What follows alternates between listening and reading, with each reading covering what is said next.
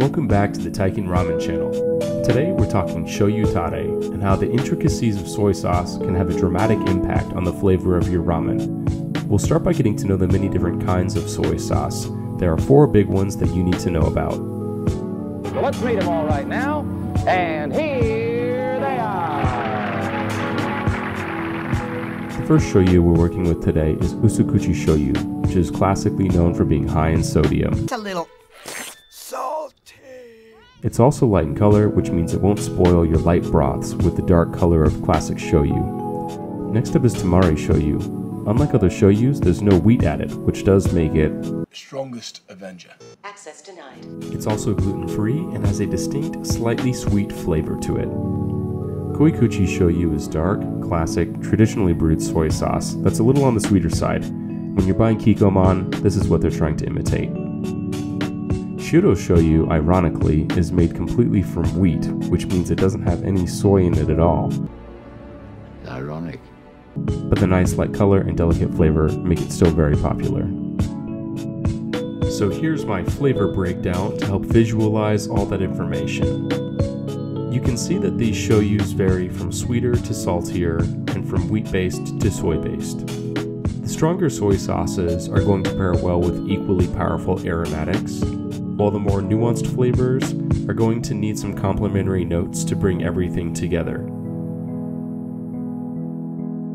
Our first tare is going to be a nod to some of ramen's favorite classic flavors. We'll be using the salty Usukuchi Shoyu and meeting its strength with the powerful aromas of garlic and ginger, balanced out with some astringency of an onion flavor. We'll be using leek today.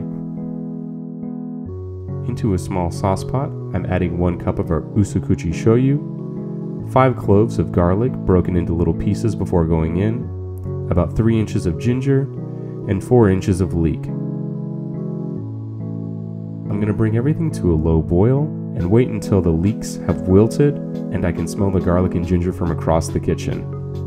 Then I'll strain everything out and our first tare is done. This whole process took about 30 minutes and I ended up with about 3/4 of a cup of tare.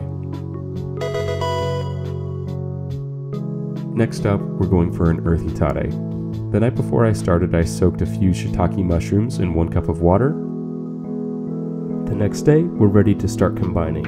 I'll be using Koikuchi Shoyu, which you may recall is a little on the sweet side and very rich. This deep flavor could almost stand on its own as a tare, so we're just going to be infusing it with the earthiness of shiitake, the aroma of bonito, and the mineral taste of pink Himalayan rock salt to make it more complex. Into a small sauce pot, add 1 cup of your Koikuchi Shoyu, then 1 cup of shiitake water. Bring that to a simmer to combine, and then season with rock salt to taste. I used 2 teaspoons before my tare was nice and sharp.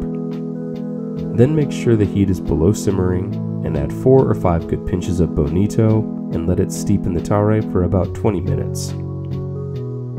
Once you've added the bonito, be very careful to not bring the tare to a rolling boil, as it could turn the fish flakes bitter. After that, you're ready to strain, and tare number 2 is complete.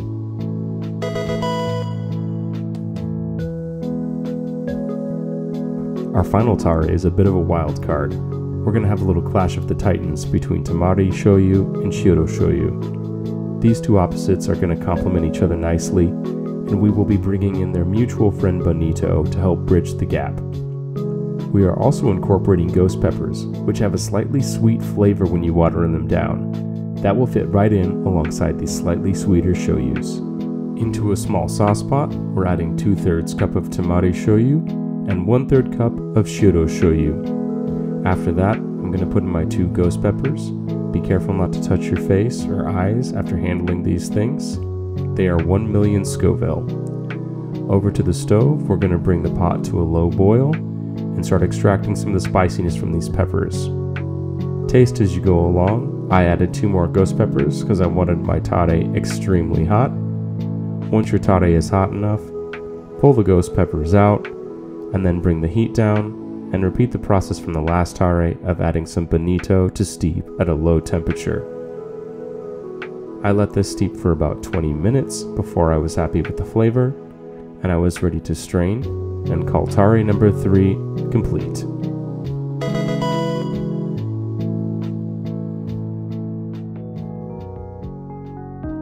If you have watched any of the other videos on this channel, then you've seen my recipes for tonkotsu, chintan broth, noodles, ajitama, and chashu pork. All of those fan favorites will be guest stars in today's video.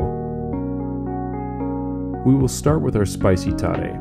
I decided to temper it with the richness of tonkotsu, and I was really surprised to see how brilliant orange the ghost peppers turned the soup. This tare was really wonderful coming from someone who loves spicy food, but it might be a little intense for someone with a mild palate. I think you could definitely turn up the heat by trying this tare with a chintan instead of a tonkotsu if you wanted. And the unexpected surprise of that orange color had me thinking, I've got to incorporate more ghost peppers in my tantan men. Next up, I made a ramen out of the earthy shoyu tare mixed with a chicken chintan. It's like, what do you even say about something this perfect? It felt like I was back in Tokyo on a rainy Friday night, just ultimately cozy and warm. The flavors were nostalgic but complex. This one was by far my favorite.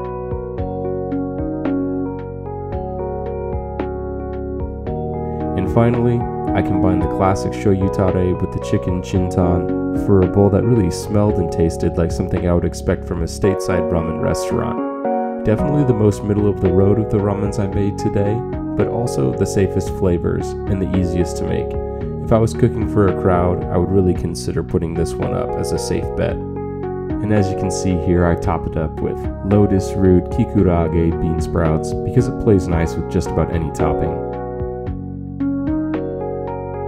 Out of these 3 bowls, it's probably pretty obvious that the earthy tare was my favorite, and it wasn't even close. These flavors got along so well, this recipe is definitely a Hall of Famer for me. Thanks so much for stopping by. That's all for today. It was a pleasure cooking with you, and I look forward to seeing you again. Please consider subscribing for more.